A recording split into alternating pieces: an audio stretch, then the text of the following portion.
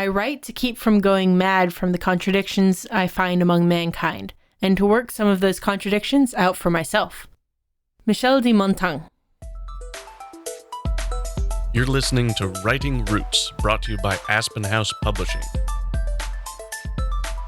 Welcome to Writing Roots. I'm Lee Hull. And I'm Lee Esses, and I apologize for butchering that name. If you want to look it up, we will have the introductory quote as part of our landing page for this episode, which we always do.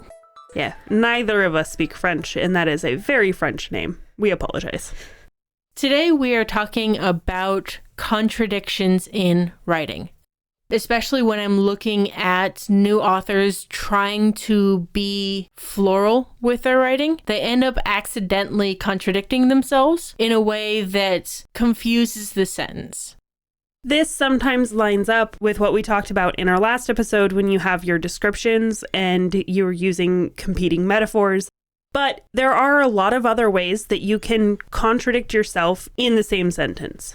Now, of course, like anything that we've talked about this month, like anything that we've really talked about ever, you can do this with purpose. Sometimes you can be creative with contradiction, but it has to be done with intention and purpose. Otherwise, it usually confuses the readers. I don't remember where the quote came from. It was from a play. I had a theater teacher say it, and it was a great line, and it just sort of stuck in me. And the line was, "Your love could freeze beer." This, at first glance, is a self-contradictory type sentence because love is supposed to be something that's warm and inviting, and then the freezing beer part is definitely not. So it can feel contradictory, but it's done well in that it's reframing what the love is from this particular character.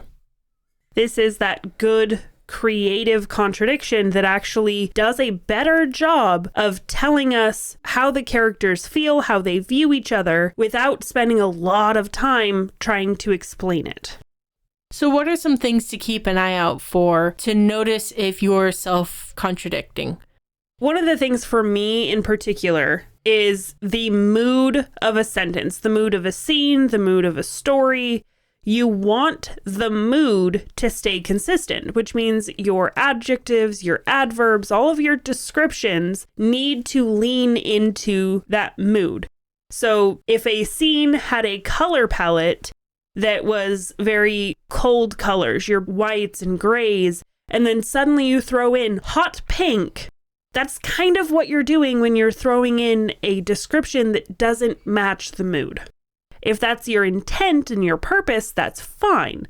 But if you are trying to create something cohesive, try to avoid those descriptors that oppose each other.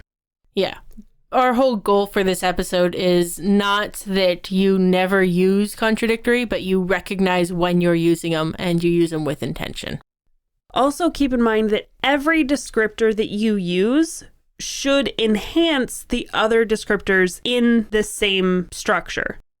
And generally, the easy way for me to identify these self-contradictory is take a look at the prepositions, the words that show relationship to each other. So things like as or before and after, to, these kind of words, the thing before and the thing after. If you look at thing and thing, narrow it down to just this concept and that concept and how they relate. Make sure those two make sense with each other. So we're going to hop right into the examples that we have today. He turned his head toward the sound, muscles straining to relax enough for the movement, but he forced it anyway. No, you can't have muscles strain to relax. Either they are straining or relaxing. I don't remember what I pulled this from, but this is one of those sentences that can do with a lot of cleaning, but he forced it anyway is superfluous because we already said muscles strained, so him forcing it is saying the same thing. Well, and the sentence started with he turned his head, so we know it happened. So we don't need to say he forced it anyway. We know it turned and it hurt. But the biggest part of this sentence that makes it self-contradictory is the straining to relax, muscle straining to relax, because there are two different directions that the thing is trying to do. And again, there's that preposition, straining to relax. Those on either side of that preposition are the things that are arguing with each other. She hurried to freeze, hoping the dinosaur wouldn't see her. It should be, she froze, hoping the dinosaur wouldn't see her. I don't know how you hurry to stop. Yeah. If it was she hurried to stop, I can kind of see she's skidding to a stop and doing it as fast as she can, like she was in the middle of a movement at that point. But hurrying to freeze does not work for me. Confusion flooded her for only a moment before she realized who it was. I feel like this is mine. I don't remember. I feel like I've written this sentence before. And it's not good. This one, I feel like we get, but it could be better.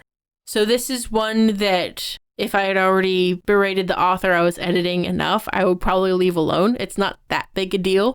But since we're taking everything apart on this episode today, make it 2 sentences. Confusion flooded her for a moment. Oh, she realized who it was.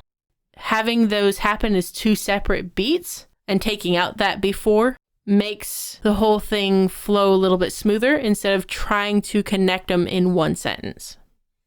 Each of her soothing utterances battered me more grievously than the last. I feel like this is one of those that they were going for an intentional contradiction where it's supposed to be soothing, but because of the state that the main character is in, it was actually very not soothing. Maybe it's better with the context around it, but I struggle with this one. I can see probably what they were going for if it was done with the intention set up correctly. In my book, Black and White, I can see Mother doing these soft cooing, you're a terrible person kind of things where it's supposed to sound on the surface soothing, but it's much darker in the actual content. So I can see Black saying something like this. I didn't write this sentence, but I'm going to go with this one was intentional. And depending on context, I would leave it as it is.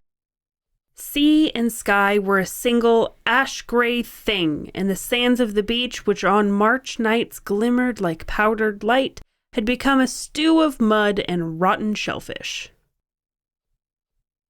I don't like it.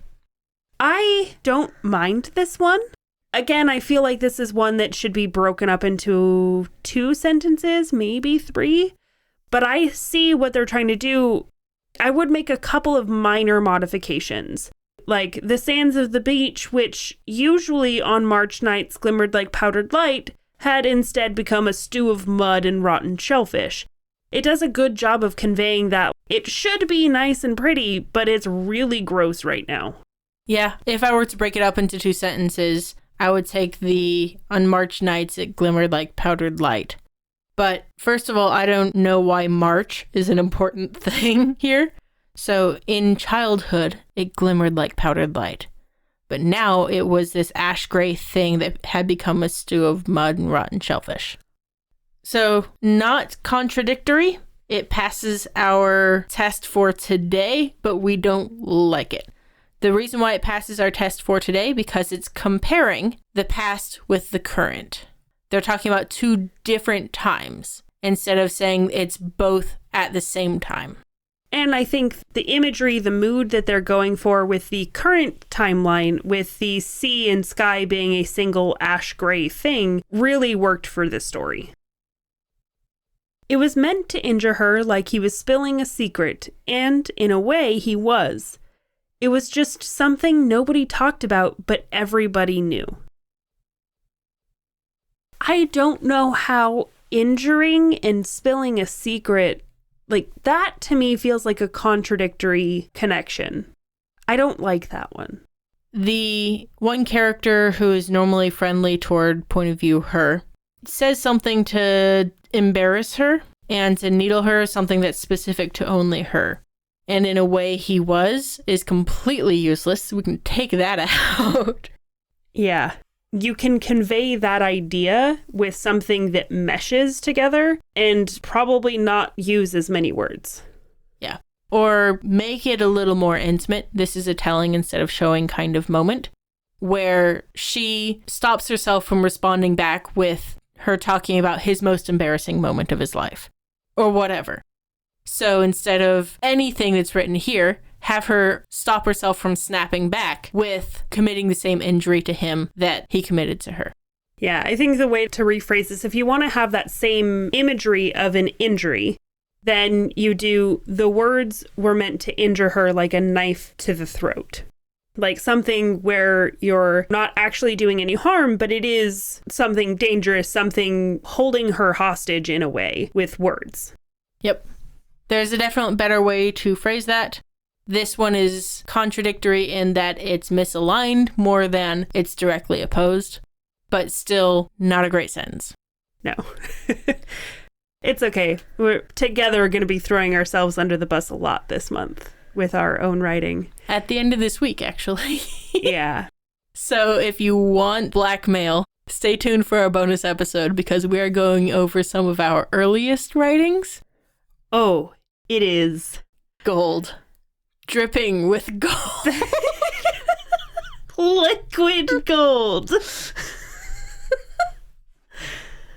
Oh, you will understand that when we read some of my earliest writing, which, it pains me. We are all looking forward to. So stay tuned for that.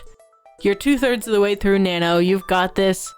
When you're writing, keep the contradictions intentional and always write selfishly. If you have a question or comment for our hosts or a topic you'd like us to cover, send us an email at writingroots@aspenhousepublishing.com or find us on Facebook by searching for Aspen House Publishing.